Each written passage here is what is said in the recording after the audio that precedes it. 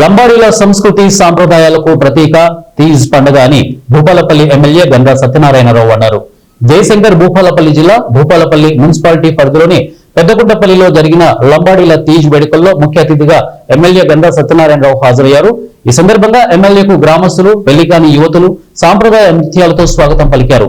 అనంతరం డీజే పాటలకు యువతులతో కలిసి ఎమ్మెల్యే స్టెప్పులేసి సందడి చేశారు. అనంతరం ఎమ్మెల్యే గంగా సత్యనారాయణరావు మీడియాతో మాట్లాడుతూ ఈ తీజ్ పండుగలో పెళ్లికాని యువతులు ఆటపాటలతో ఆనందంగా పాల్గొనడం మన ఆచారాలు, విలువలను భావితరాలకు తీసుకెళ్తుందని చెప్పారు. సీఎం రేవంత్ రెడ్డి ప్రజాప్రభుత్వం లంబాడీ కులస్తుల అభివృద్ధి కోసం పలు సంక్షేమ పథకాలు అమలు చేస్తోందని, లంబాడీలకు అన్ని రంగాల్లో ప్రాధాన్యం కల్పించేందుకు కృషి చేస్తోందని తెలిపారు. తీజ్ వంటి పండుగలు సామాజిక ఐక్యతకు, సాంస్కృతిక పరిరక్షణకు దోహదం చేస్తాయని ఎమ్మెల్యే హర్షం వ్యక్తం చేశారు.